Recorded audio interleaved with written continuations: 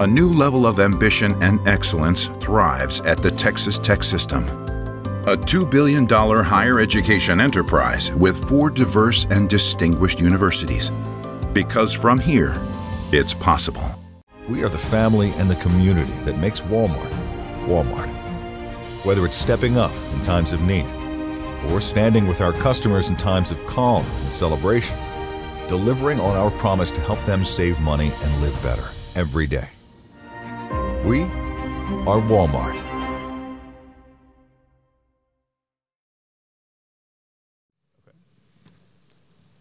Wow, this is starting on time. Good morning.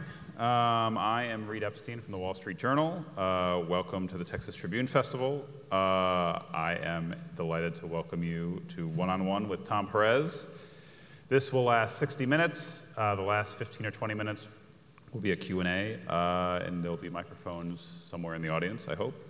I am TomPerez, as you know, is chairman of the Democratic National Committee. Before that, he worked in the Justice Department, leading the Civil Rights Division. He is a native of Buffalo, New York, which we are constitutionally required to say in any event with him. Thank you. And so let's start with the news. Yesterday was quite a hearing in the Senate, Brett Kavanaugh.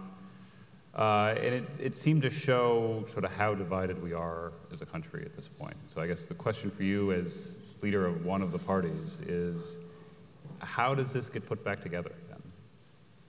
Well, I mean, I guess first of all, Reed, I can't help but, reflect on yesterday, the profile and courage that Dr. Ford was.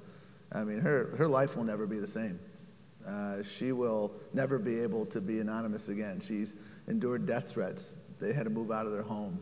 The authenticity that she exuded, you look on social media, the number of women who courageously told their own stories yesterday after watching the courage of Dr. Ford. And then you contrast that with the Trumpian performance of Judge Kavanaugh. It seemed to me at times that his audience was an audience of one. It was Donald Trump, don't give up on me. I mean, when he said that this was a conspiracy from the Clintons as payback for impeachment, that was remarkably Trumpian. And as someone who spent a good part of my career at the Justice Department, under Republican and Democratic administrations as a career prosecutor, I can't help but just be overwhelmed by the kangaroo court. I mean, Mark Judge is a witness to this who hasn't been subpoenaed. Why are they afraid of an investigation? There's a squad in the FBI. I worked with the FBI throughout my tenure at the Justice Department. They have a squad that does investigations. They know how to do this. Why are you afraid to do this? And I mean, this is a lifetime appointment. This is the real deal. And I mean, if they want to ramrod it through as they want to do, he will be justice asterisk throughout his tenure. The court will be a lesser court, and we will be, I think, a lesser land, and the legitimacy of the court will be undermined. Do we have, are we in a situation now where we have polarization? Yes, we do. But I think when you have women who come forward as they have, and then you want to have this rush to judgment, facts be damned. I mean, we're going to keep fighting because this is a lifetime appointment. This is, women's reproductive health is at stake. The Affordable Care Act is at stake. We need judges and justices who are going to exude and practice neutrality and looking at the law, applying the facts to the law. And boy, his temperament yesterday did not present the temperament of someone who ought to be on the high court. There's a handful of his confirmation is going to hinge on a handful of Republicans who are still undecided, and there's a handful of Democrats who have not come out with a position yet. Is this a litmus test issue for Democrats in the Senate at this point? Can you be a good Democrat if you wind up voting for Judge Kavanaugh? Well, listen, I think this is a McCain moment. I mean, this is the question presented, the real question presented in the next few days for me is, whether we will see, as we saw in the Affordable Care Act. I mean, how many times was the Affordable Care Act declared dead?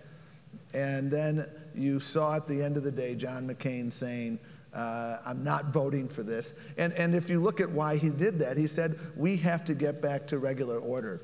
Regular order for a Supreme Court nomination does not involve dumping 42,000 pages of documents the night before a hearing. Regular order does not involve refusing to investigate credible allegations of a very serious nature. And so, if I were a Democrat in the Senate, I would vote against his nomination for a host of reasons. I think the real question presented that's going to come up today and in the days ahead is, will we have a McCain moment? That's why we're not giving up. We're going to continue to advocate, and we're going to continue to be very, very vigilant. Because is there room in the party for senators who vote for Judge Kavanaugh? Well, listen, the Democratic Party has always been a party that's reflected a number of values. But one of those values, I think, has been that we need Supreme Court justices who are going to be fair and impartial. And I mean, I think if a woman had done yesterday what Judge Kavanaugh did in terms of the shrill, we would have a series of stories today that would be remarkable. I haven't quite heard a yes or no answer on whether it's acceptable for Democratic senators to vote for Democratic senators, there were Democratic senators who voted for Justice Gorsuch.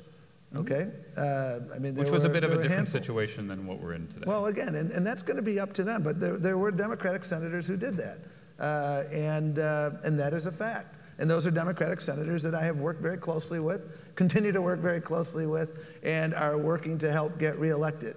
And so that is a fact. That's the reality of what we see now. And you would continue to work to reelect Democratic senators if of course they vote, we're going to continue to work. If they vote to well, we don't confirm. know what they're going to do. And again, if I were a Democrat on this one, I would vote against Judge Kavanaugh. I mean, we haven't finished an investigation. There are facts that we don't know. There is no reason to rush this. Mark Judge hasn't been interviewed he should be testifying in the committee. Which that starts in about 25 minutes. So we joked backstage that at about 8:30 we would just turn a TV on and watch the Senate Judiciary Committee. So, amen. Yeah. Let's talk about the party a little bit. This year we've seen, I think the latest number is 56 Democratic House challengers have outraised their Republican opponents. The DCCC has outraised its Republican counterpart. The DSCC has outraised its Republican counterpart. But the DNC is regularly behind the RNC in fundraising. Why is that? Well, that's because they have more rich donors. But why doesn't that apply across the board, across Democratic politics? Well, if you look at the history of fundraising from the DNC, in 2006, we took over the House and the Senate, and the RNC outraised the DNC by almost 2 to 1. You look at 2010, by the way, the DNC outraised the RNC, and y'all know what happened then. You look at 2018, and again, the RNC has outraised the DNC, and they're spending their money on Roy Moore. They're spending their money on the legal defense fund of Donald Trump. And meanwhile, the Democratic Party, and by the way, we raised more money last year than we did in 2015, 2013. It's not about whether you can match someone dollar for dollar. It's about whether you raise enough money to implement your game plan. The RNC undeniably has more money than we do, but the challenge and the opportunity we have is that they're morally bankrupt. They're spending their money on Roy Moore. We're spending our money helping the likes of Beto O'Rourke, helping to make sure that we're electing Democrats up and down the ticket, and the proof is in the pudding. We've helped to flip 43 seats from red to blue in state legislative races, mayoral races. We were proud to be a partner in the election of Doug Jones to the U.S. Senate. We were proud to help Ralph Northam and Phil Murphy get elected. And by the way, the last time Democrats won both New Jersey and the Virginia governor's race in the same year was 2005. We then took over the Senate and the House in 2006 and the presidency in 2008. So the upshot, Reed, is the key for us is to raise enough money to get your message out, to implement your game plan. And for us, our game plan has been all about organizing everywhere, being the party whose mission is to elect Democrats up and down the ticket. And I'm proud of the fact that we've been able to help people get elected in Oklahoma and other states that have been beat red Trump country, where our investments have enabled candidates who were fighting for health care, who are fighting for public education, our kids' future, and we've been able to help win. And again, I'd much rather be us than them. I mean, Democratic Party turnout since the beginning of this year is up 89% from 2014. Republican turnout is up, I think, 23 or 24%. The enthusiasm is on our side. Our candidates are better. We're organizing everywhere, and perhaps most importantly, we're fighting for the issues that people care about. People with pre-existing conditions should be able to get health care coverage. We're fighting to keep that. They're fighting to undo that. Women's reproductive health, the right to vote. This state is an epicenter of voter suppression here in Texas. We're fighting to make sure that all eligible people can vote, and they're fighting to do the opposite. And you mentioned Beto O'Rourke, which I'm a little surprised it took that long to get to him. When he is on his doing campaign stops and doing town halls, he talks about how he doesn't take orders from the Democratic National Committee or the Democratic Senate Committee. And it sort of feels indicative of a problem with the Democratic Party brand at large. You see Republicans campaigning as conservatives, and you still see liberal or Democrat as a pejorative sort of in sort of political discussion. Why is that? Why is it that we don't see people campaigning as proud Democrats? We said Bernie Sanders nearly won the presidential nomination 2 years ago, and he's not even a member of the party. And so, what is there that can be done to fix sort of the broader brand of the Democratic Party? Well, I think what we've been doing is really articulating our values more clearly. I heard from a number of people when I did my listening tour, both during the campaign for DNC chair and in the 18 months of my tenure. I've done a lot of listening, and I've heard a lot of people say, we need to better articulate what we stand for. And that's exactly what we've done. Democrats believe that health care is a right for all and not a privilege for a few. We believe that if you have diabetes, that you should be able to get health insurance. We believe that if you work a full-time job, you ought to be able to feed your family. We believe that if you work 40 years, you ought to be able to retire with dignity. We believe in the right of workers to organize a union. We believe that climate change is real. We believe that the Secretary of Education ought to believe in public education, and the EPA administrator ought to understand that climate change is very real. Just ask the residents of Houston here in Texas last year. Those are our values. Those are what we've been fighting for. And we've been winning elections because in Oklahoma, for instance, where we helped flip 4 legislative seats, you got school children going to school 4 days a week. Every Friday they're off because they cut the budget through the bone. Same thing in Kansas. Cut the budgets through the bone. And we're winning elections because we're articulating what we stand for. And that's why I feel optimistic moving forward. We've been able, right here in this state of Texas, there is a lawsuit pending to undo the Affordable Care Act, and the Department of Justice refuses to defend it. Democrats are defending it. So there was a clear challenge that I walked into, Reed, at the DNC, where we had to articulate with much more clarity what we stood for and put those values into action.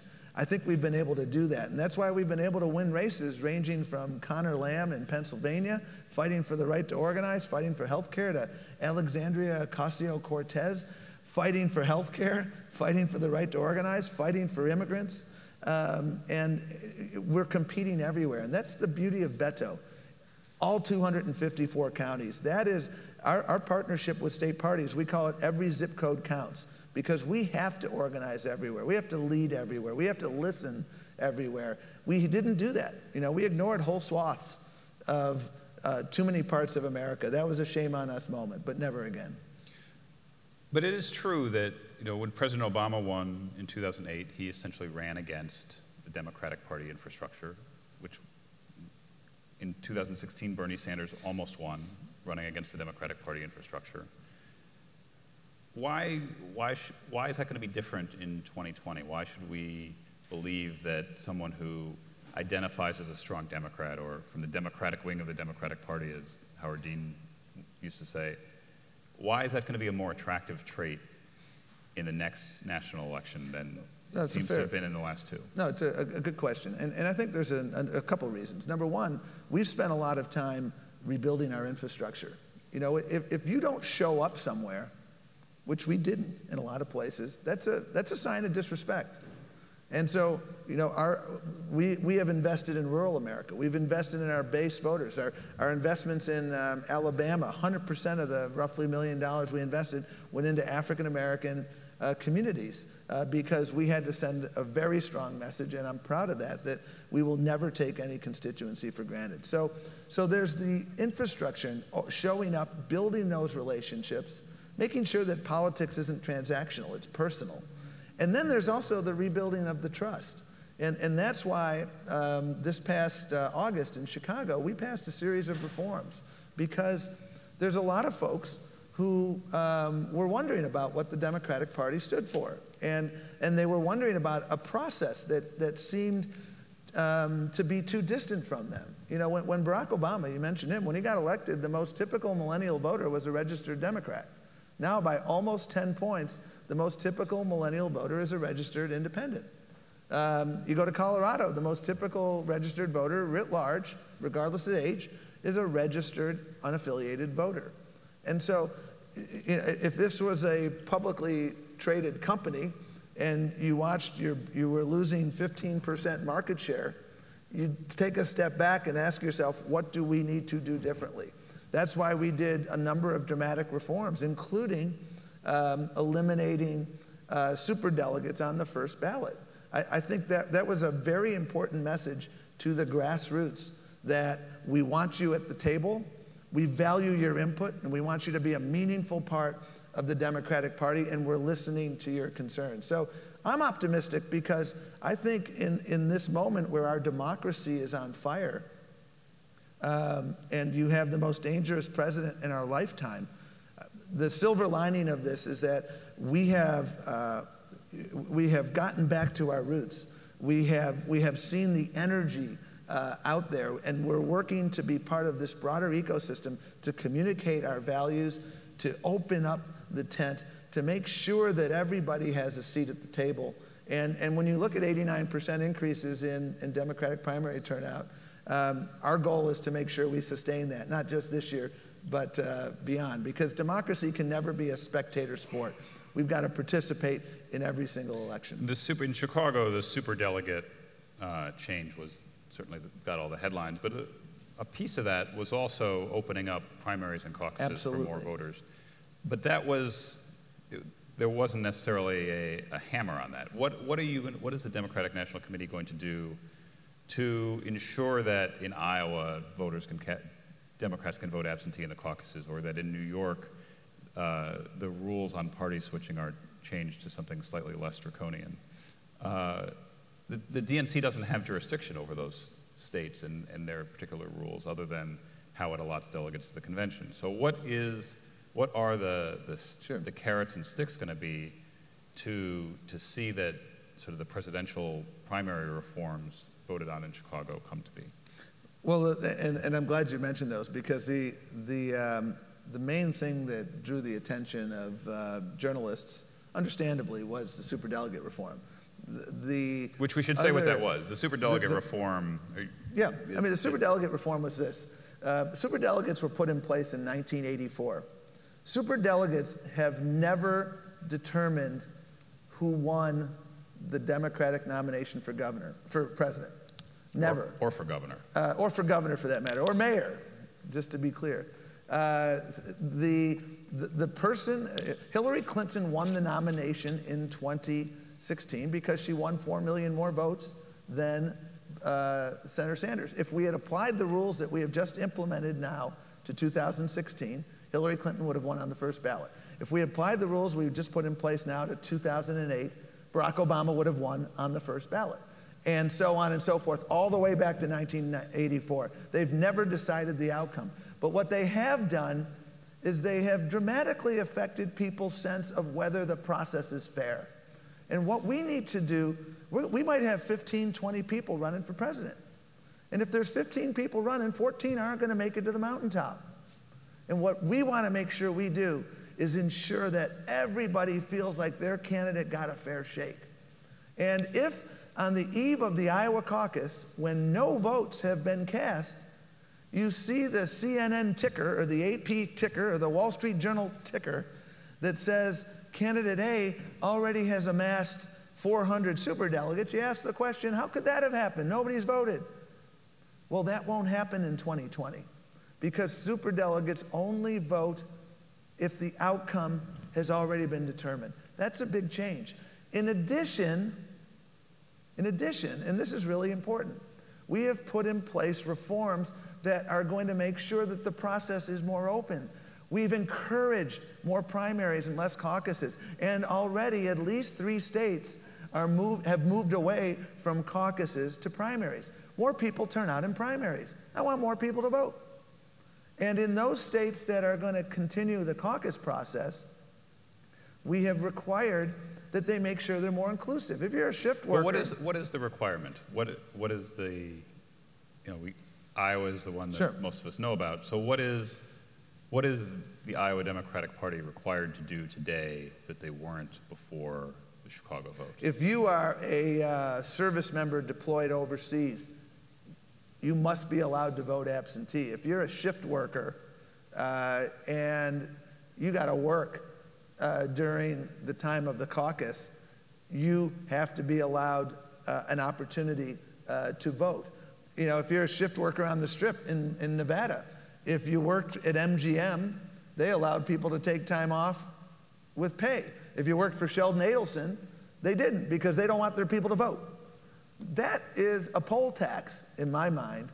And so what we're doing is saying quite clearly that if you're not opening up the caucus process, then we're not going to approve your plan.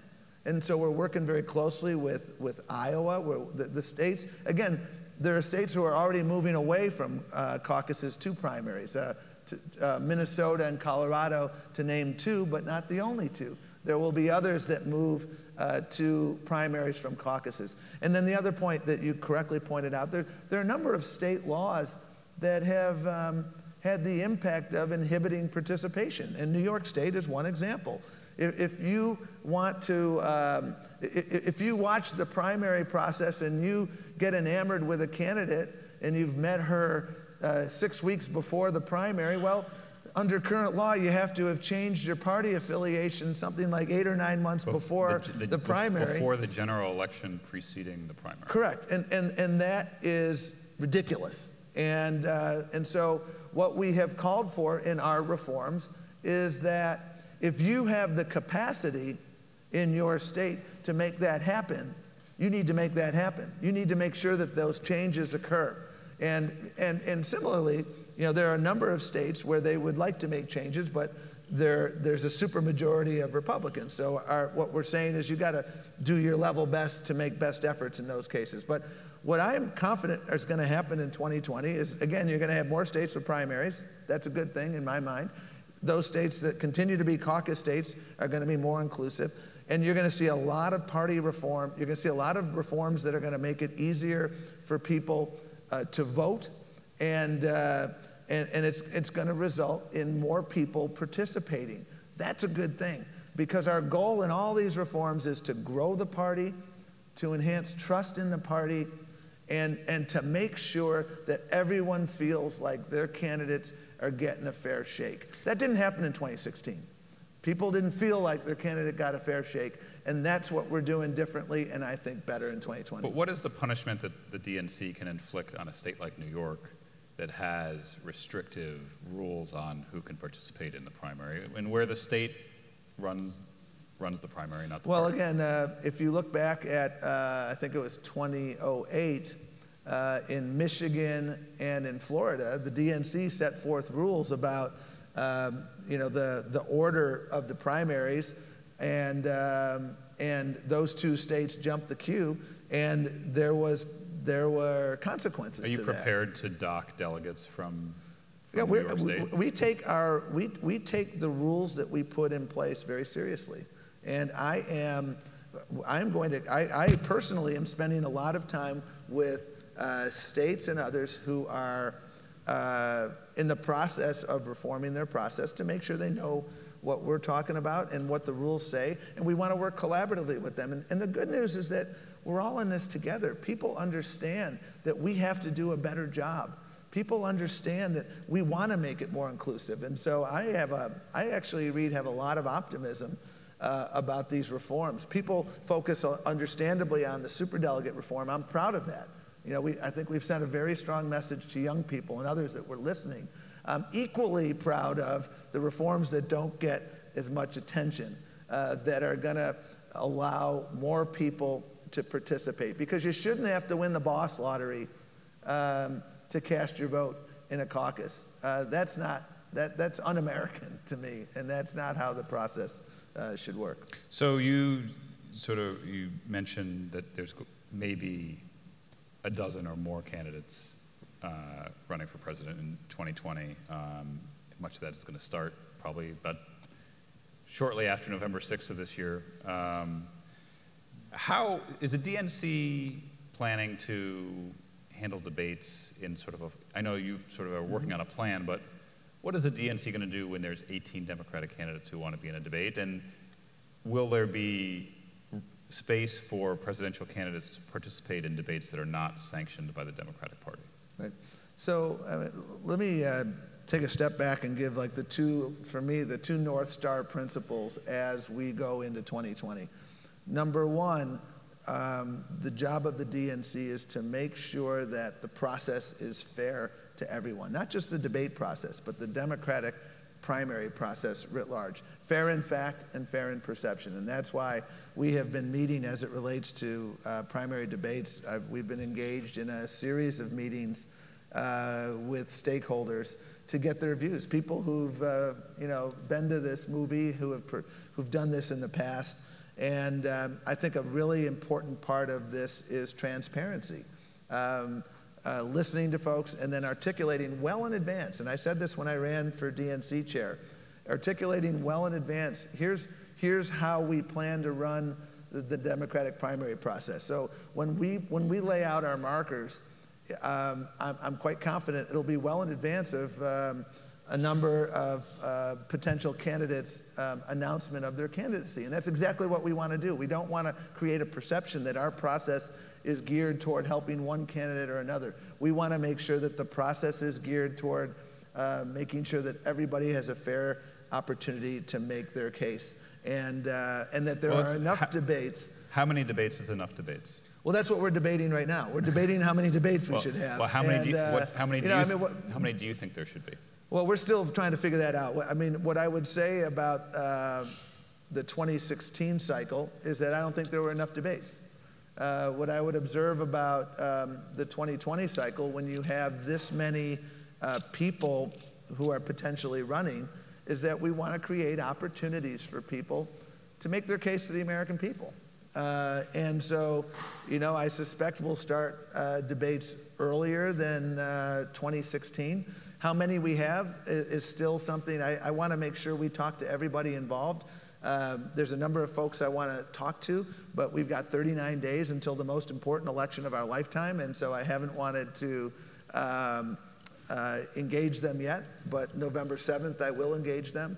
And the one thing we're going to do, Reed, is make sure that very early on, we articulate our set of principles, how we are going to move forward with the debate calendar, and how we're going to move forward with our basic North Star principles of ensuring fairness for everyone. But is it your expectation that if candidates participate in party-sanctioned debates, that they're also able to participate in debates not sanctioned by the party?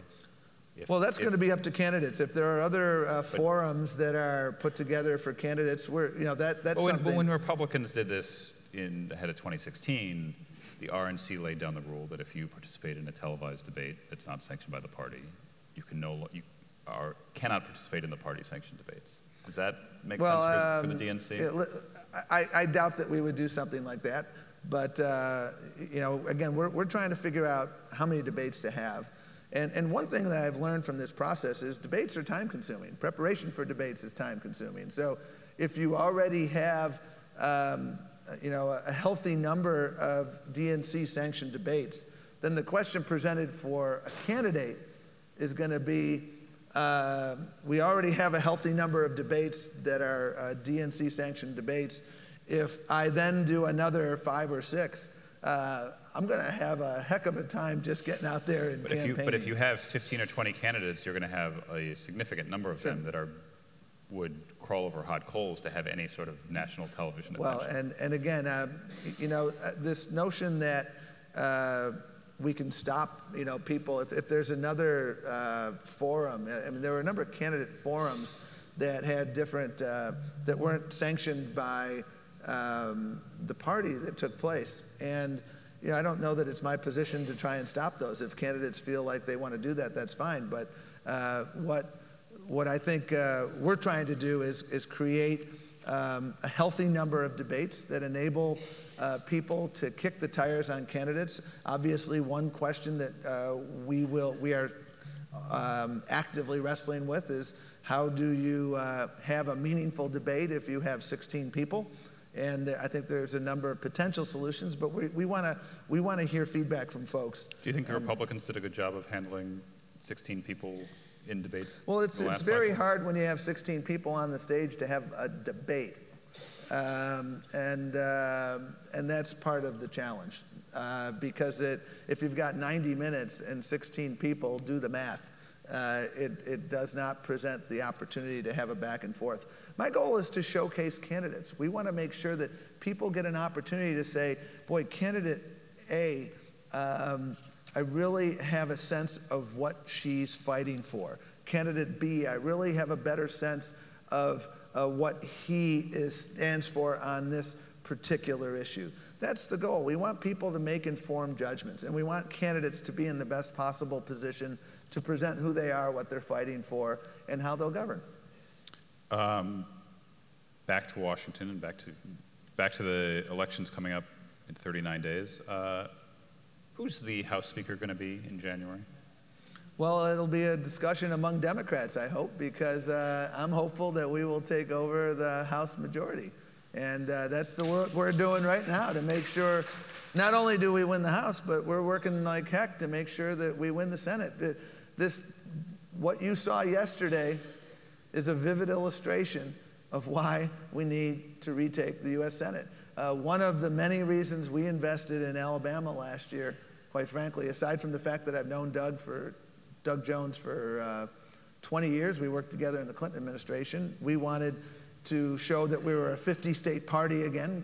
We're not just a flyover state, or we're not just a party of the coasts, but we're a 50-state party. And we wanted to make investments everywhere. And I understood the importance of 51 to 49 versus 52 to 48 going into this election is critically important. So I think we have a shot at both. I think we have an incredible shot at a host of governor's seats, and we're investing in all these races. And I've not heard an endorsement of Nancy Pelosi for House Listen, Speaker. Nancy Pelosi is why we have the Affordable Care Act.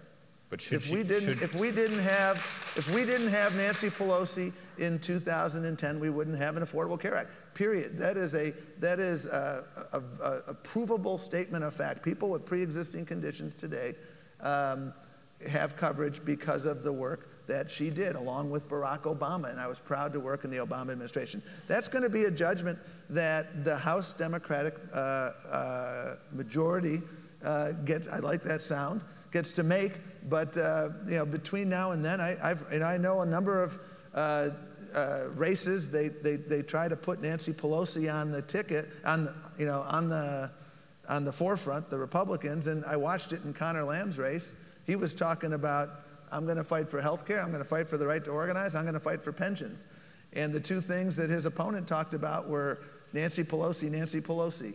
But Connor Lamb put Nancy Pelosi in a TV ad, in his paid TV and also. He said he would, and each candidate, each member who gets elected, Reed, is going to have to make the judgment of who the next leader will be, and I will respect whatever that judgment is. Do you think that she should be the next Speaker That's of the House? going to be up to other folks. I mean, I hope to be able to have that conversation in 40 days from now, because we will have won the United States House, and that is our singular focus.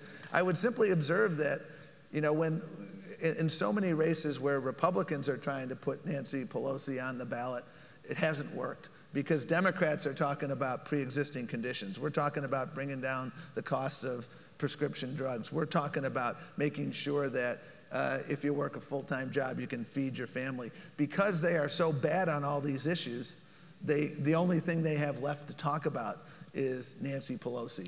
Well, let's put it this way. Democrats are more likely to take the House than the Senate. I think we can stipulate that. Well, I haven't given up on the Senate, because I keep watching Beto O'Rourke here. They just moved it to a toss-up, you know, in the Cook Political Report. And, you know, they had the enthusiasm advantage in 2010, and that's a big reason why we got our clocks cleaned.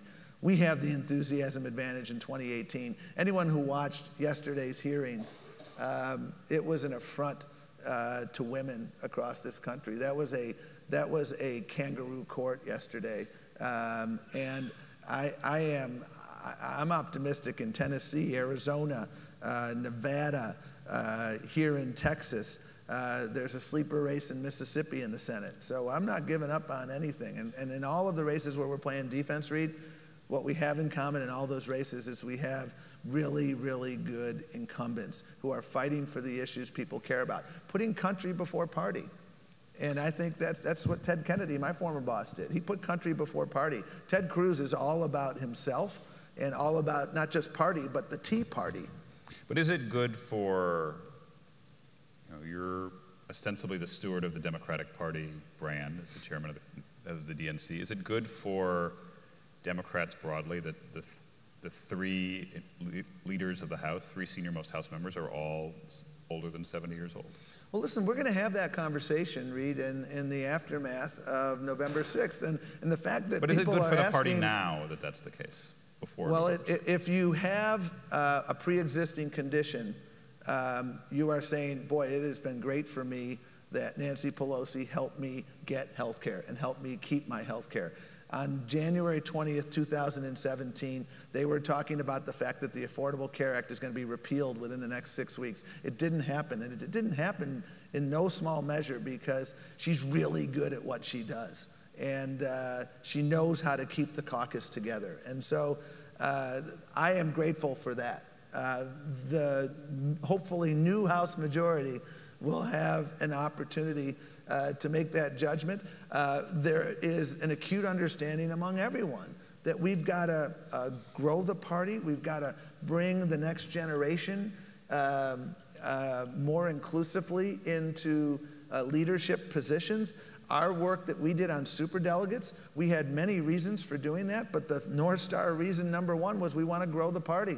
We want to send messages to voters, including but not limited to young people, our biggest constituency, that there is not only a seat at the table for you, there's a voice at the table. And I am confident that regardless of how the House leadership discussion shakes out next year, you will see people ascend to positions of leadership within the House Democrats. I don't know what those particular roles will be, but I know there's an acute understanding of that in the Democratic Party, and that you will see those very vivid manifestations of that. And I'm excited that we're having this conversation, but it is premature because we got 39 days until the most important election of our lifetime, and progress never rolls in on wheels of inevitability. So that's why we're working our tails off, organizing everywhere, getting out the vote, and talking about what we're fighting for. So just before we close this section out, the chairman of the Democratic National Committee is not endorsing the House Majority Leader to be Speaker of the House. What I said was it will be up to the new House Majority. You've made endorsements in races before. You endorsed in the New York governor's race. Like, are you not? You are not prepared to endorse Nancy Pelosi? This is going to be. I am so appreciative of Nancy Pelosi and what she has done for the Democratic Party. Her effectiveness as a leader is why we have so many elements of our social compact. And so I don't have a vote in that race, Reed. But you didn't have a vote in New York, and you endorsed in that race. Well, and I haven't endorsed in any other race, okay? And I have a long-time friendship with Kathy Hochul and others in New York. And so this is a race that is going to be up to the House Democrats in the aftermath, and I hope it will be the House Majority Democrats. What makes me uneasy about this conversation, quite frankly, is we got 39 days until the most important election of our lifetime, and I'd take nothing for granted. And so I am frequently asked hypothetical questions about what if we get 55 seats or what if we get 42 seats. I want to deal with the here and now, and that is we have opportunities to win everywhere. We have so many races, though, that are dead heat races. And so, yes, we can take a lot of seats in the House. But in so many of these races, in so many of these Senate races, in so many of these governor races, I was in Ohio the other day, Rich Cordray and Mike DeWine, it's 44-44 there. It is razor thin. And so what my focus is for the next 39 days is not on who should I support for Speaker of the House. My focus is how can I elect Democrats up and down the ballot so we take over these governor seats. And these are 12-year election cycles because these governors are going to be in the driver's seat for redistricting. How can we help take over the U.S. House so that we can have guardrails for this president? How can we take over the U.S. Senate so that they don't continue to nominate judges who are outside the mainstream? That's what my focus is, and that's what I see people across America focusing on. Your deputy, Keith Ellison, is running for Attorney General in Minnesota and has found himself in a situation not terribly unlike Brett Kavanaugh, where there's a woman who has accused him of mistreating her. Why is he still the deputy chairman of the DNC? Well, listen, as I've said many times, I think any time there's an allegation of this nature, we have to take it seriously. We have to treat the person with respect and dignity, and we have to investigate it fully and fairly. And that's exactly what the Minnesota Democratic Party is doing. They're investigating it. Congressman Ellison has called for a health ethics committee investigation, and I think that's a good idea. I support that. And that's the difference. That's one of many differences between Democrats and Republicans. When you have an allegation of this seriousness, you take it seriously, you investigate it. And then you have what happened with Kavanaugh, who's seeking a lifetime appointment, and they refuse to investigate allegations. Democrats have never been reluctant to call out their own when the evidence showed that. I mean, you look at Senator Al Franken, who it wasn't Republicans who called on him to resign, it was Democrats who did it. That was hard, but that was the right thing to do. And so that is why the Democratic Party in Minnesota is doing the investigation, and that is very important. Should there be a law enforcement investigation into that as well? There's a health Keith Ellison called for a health ethics investigation. But you've been talking about an FBI investigation into Kavanaugh. Should there be some sort of law enforcement? Minnesota. Well, I think there are two. I mean, there are two investigations, or at least one that is actively underway right now, and then there's another one that he has called for in the Health Ethics Committee. And I'm not familiar with how the House Ethics Committee does their investigations, but they can presumably call in whomever they. Is it helpful for the DNC to have him as the deputy chairman while this is going on? Should he take a break from that? Well, what he's doing right now is, again. He has, as I understand it, cooperated in the investigation, and he's the one who's called for for the health ethics investigation. And so I look forward to getting the results of those investigations, because we will always take these allegations seriously, and we will always make sure that we treat people fairly and we investigate things fully. Okay. One last question from me, and then we'll take questions from the audience. You can pick one: a Buffalo Bills Super Bowl championship or a Democratic president in 2021. You only get one. Absolutely a Democratic president in 2021. But I will tell you, only if we become a 50-state party. Only if we organize in every zip code. The old DNC had kind of a faith-based approach to politics. You know, we were the party that elected the president every 4th year, and then the rest of the time during midterms, we all too frequently, you know, we'd pray that your candidate would win, but we weren't investing. The new DNC is all about investing every year, everywhere. And that's why I am so excited moving forward. If you were to look at the organizing footprint across so many states now, whether it's Texas, or I was in Wisconsin recently, or Ohio, and compare it to 2014, it's night and day. And it's not just us, it's an entire ecosystem. We're one cog in a broader ecosystem. And the reason that's relevant to your question is because the two most important days of this year are November the 6th, where we have the most important election of our lifetime, and then November 7th, where we continue that momentum. We don't simply go on siesta for a year and then start thinking about the presidential cycle. We are building that infrastructure. And when I was talking about the primary process before, we talked about the rules changes and making sure the process is fair. What's equally important for the DNC to do is to make sure that whoever wins the nomination has a technology infrastructure, an organizing infrastructure, a voter protection infrastructure, a millennial engagement infrastructure that will enable them to hit the ground running. Donald Trump he was handed a Tesla by the RNC, and that enabled him to move forward.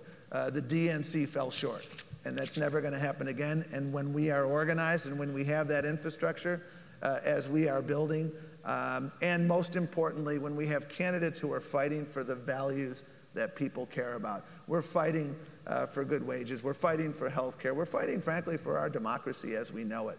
That's why I'm confident that we can elect Democrats this year, elect them in places where we haven't elected them in recent years, including this great state, and elect a president in 2020. All right, folks want to line up? Questions for Chairman TomPerez? Morning. Hello. My name's Nick. I'm a senior at UT, and I have a question about the DNC's policy towards unions, especially going forward after... Could you speak just a little bit louder? Sorry. Toward unions, did you say? About unions, yes, sir. Okay. In light of the Supreme Court decisions this summer and the general prevalence of right-to-work laws in the United States, what is the DNC's policy going forwards to protect and rebuild unions? We're supposed to repeat the question. So the question was the DNC's policy towards helping unions. Protect and rebuild unions. Yeah. Yes, well, one of the 1,000 reasons why we need to elect Democrats is because Democrats believe in the right to form a union. If you look at income inequality in the 20th century, and I know a little bit about this as your labor secretary, income inequality was at its lowest when labor union density was at its highest. And there has been an unrelenting attack on the labor movement in federal courts, in state houses, and you know that here in Texas, and elsewhere. And the judge who is now Justice Gorsuch was the 5th vote in a case out of Illinois that has made it a lot harder in public sector unions to organize.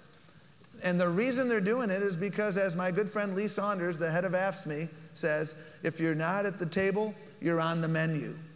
The Koch brothers and the Republican leadership want to make sure that the union movement is on the menu and not at the table. The Democratic Party, and I was proud to make sure that the DNC has its highest representation from unions, I believe, in our history on the DNC, because I'm a firm believer that when we have a strong union movement, We have a strong middle class. We have a strong America. And that is one of the big things that we're fighting for, is to make sure we have our brothers and sisters' backs in the labor movement, making sure we're working to elect governors who can reverse these right to work for less laws, making sure we're electing people to Congress so that we can raise the minimum wage, so that we can make sure that we have project labor agreements in place in federal jobs. There's so much that we have to do. Unions have been taking it on the chin, and we're going to make sure that we're fighting for them. Thank you. Hello, my name is Clayton Cummings. I'm currently a community college professor in Collin County and at Mountain View College. My question to you, and I want to frame it this way. So I feel like one of the reasons that there was such a low turnout for the Democrats in 2016 was because many Bernie voters either stayed home or voted for the third party. So I wanted to know how you planned to bridge a divide and make the next DNC platform helpful for Bernie voters and also helpful for more moderate Democrats. I mean, I think the Democrat Party is a very broad coalition. Trump won, I think, West Virginia by his biggest amount, yet there's Joe Manchin, a Democrat senator there. But, you also have Elizabeth Warren, who represents kind of the left of the Democrat Party. How do you make sure that both of those views come forward, and how do you make sure that the Joe Manchin voters, the Elizabeth Warren voters, the Bernie Sanders voters all feel like they have a place within the Democrat Party going forward in 2020? That's a great question, and the search for unity is it is a timeless journey. The first thing I did after I was elected DNC chair was to ask Congressman Ellison to join us because I wanted to make sure that everybody in that room understood that we are a Democratic Party. I worked for Ted Kennedy for a number of years. He taught me that when someone asks you what wing of the party you belong to, tell them you belong to the accomplishments wing of the Democratic Party because you want to get stuff done. He sometimes used a different word that began with S, but I'll stick with stuff. And that's the Democratic Party that we're building. And everything we've done from our reform of the primary and election process to our investments in every state, to the values that we're fighting for: health care, the right to form a union, women's reproductive health, making sure that if you work a full-time job, you can feed your family. Those are what the accomplishments wing of the Democratic Party has to fight for, is fighting for, and will continue to fight for. And the proof is in the pudding. We're seeing Democratic primary turnout up 89% from 2014. When we debated our reforms, if I had beamed you in the middle of the debate and asked the question, who did you support in 2016, or who did the people in the debate support, you wouldn't have been able to tell because we weren't talking about the past. We were focused on the future. And I think the future is bright as long as we articulate our values and lead with those values and understand that we should never confuse and conflate unity and unanimity.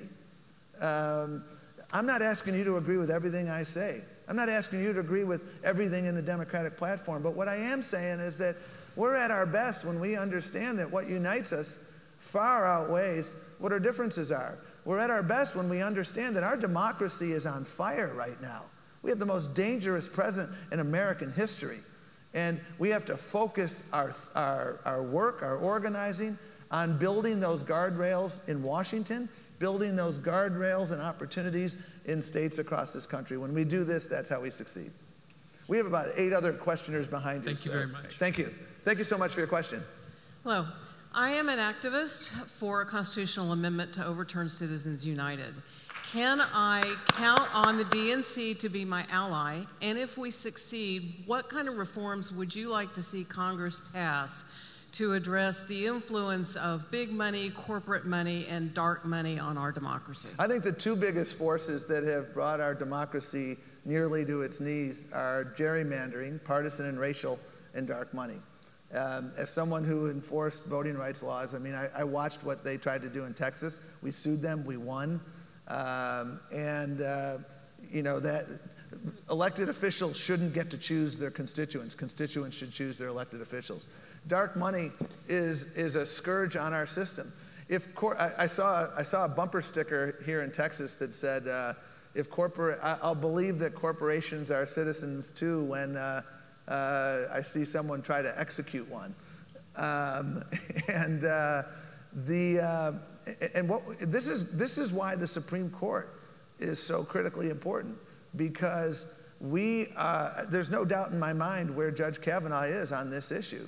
And so, we're going to need to be operating on a number of different fronts. We're going to need to use state constitutional laws so that we might have to bypass the Supreme Court. We're going to need to elect more Democrats. We're going to need, to fight in Congress to enact laws that address this scourge. It is the amount of money flowing into campaigns that you don't know where it came from. These organizations that have these cute names that are the opposite of what they're actually trying to do is what has brought this democracy to its knees. And so this isn't going to happen overnight, but we've got to focus on it like a laser every single day. And that's why when you look at both the platform of the party and what we're fighting for, this has to be one of the key priorities, because if we allow the Koch brothers to take over America, then we're going to go back to the Gilded Age of the early 20th century. And I don't think the Gilded Age was a golden age.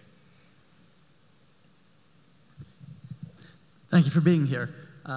Professor David Albert, Professor of Political Science at Austin Community College. Two process follow-ups. One, why don't you just change party rules to eliminate caucuses, which are highly undemocratic and greatly reduce turnout in primaries? Very unfair system. And number two, will you tell us that you won't do a debate schedule where most of the debates are Friday and Saturday nights when nobody was watching? As it relates to caucus, I'll take your questions in order. There are some states where you have Republican control where if you want to go to a primary, the state isn't going to fund it. So you have a fundamental challenge for moving to a primary process. I want to have as many primary states as possible. What we're done with our reforms is we're making tremendous progress in that. And those states that remain caucus states, we are going to make sure they're as inclusive as possible. The second part of your question was debates being held on Fridays and Saturdays. No, we want to maximize the number of eyeballs that are watching debates. That is quite simple. And so one of the questions we're asking when we talk to media outlets is go back and show us every debate that took place in recent years. We want to know what the viewership is, and we're getting that data so that we know. It was pretty clear the viewership was a lot lower when you held them on weekends, and it seemed to be designed to help the front runner.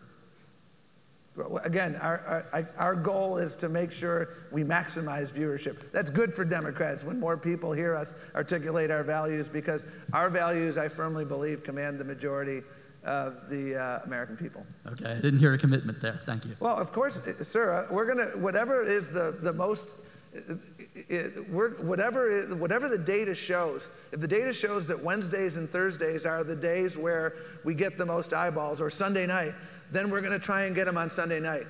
We have a shared interest in making sure that as many people as possible watch our candidates, because I think our candidates have a lot to offer. Hi, my name's Ira. I'm an attorney. I worked in the Hillary campaign in Orlando for 6 months. I have a two-part question. I'm concerned about 4 candidates. Donna Shalala, for some reason, seems to be struggling when she should be overwhelming her opponent. I saw a poll this morning that said Dana Rohrabaugh, God forbid, is ahead by 8 points, which makes no sense to me at all. I think 2 of the unreported concerns, and I'm sure you're concerned about it, are Cordray and Gillum. I think those are the 2 most important elections in the country aside from the House. The second part of my question is about the convention. I'm a native Houstonian. I don't think Houston would be a great site because of the protests that would go on. I'm hoping that y'all select Miami, except for the concerns of hurricane disturbance. Have y'all considered that? And will you address the the races that I'm concerned Sure. about? There are, you know, when people say, are you going to see a blue wave? You'll never hear that word out of me because progress never rolls in on wheels of inevitability. You mentioned a number of races that are really tight. Right. I could name another 40 or 50 races that are similarly tight. Stacey Abrams is a dead heat. We have opportunities to win governor's races in Arizona and elsewhere. Those races are really tight. I was in New Jersey last week, and there are 5 House races where we could potentially flip. They're all within the margin of error. And that is why I think it is so critically important for us to sprint across the finish line in these last 39 days. What we have going for us in all of those races is we have great candidates who are fighting for the right issues, starting with healthcare but not ending with healthcare. And we have you know, so many people out there in the ecosystem organizing in those races. And that is why I am optimistic. But again, these are razor thin, and we've got to keep working through the, you know, right through the tape. We don't jog through the tape, we got to sprint through the tape. And when we do that, we maximize our chances of success, which is why we've invested more money in this midterm cycle than I believe any time in the DNC's at least recent history, and I'm proud of that. And we're investing in those organizing, technology, all the things that are going to not only help us win this year, but these are things that help us win for years to come. We bought up almost 100 million cell phone numbers. So we give them to the state party so you can start developing text message relationships, because a lot of people consume all their news on their cell phone. And that's a great way to organize. It's a great way to persuade. Have you considered... Oh, the convention. I'm sorry. Let me... Yeah, the convention site... Yeah, we have 3 sites that are the finalists. I apologize. I didn't answer your second question. It's Houston, Miami, and Milwaukee. Right. All Do you of have them a have preference? All of them have submitted bids. All of them have submitted very credible bids. We're in the site selection process. We're about to visit the 3rd site, the team. Then they're going to report back to me, and we will make a decision probably sometime shortly after the new year, thereabouts. I'm very excited that all of them have come forth with very, very robust proposals. That's what we wanted. We wanted to have enviable dilemmas moving forward. Do you have any concerns about them. Possible hurricanes disrupted?